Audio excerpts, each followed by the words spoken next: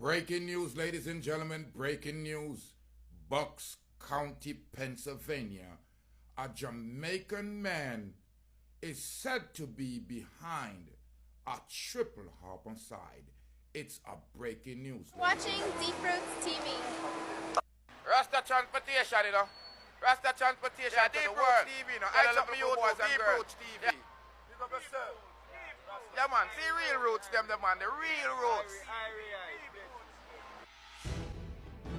Greetings, greetings, and salutations to all nations. Ladies and gentlemen, you know it's Rastafari Soldier, your favorite Jamaican.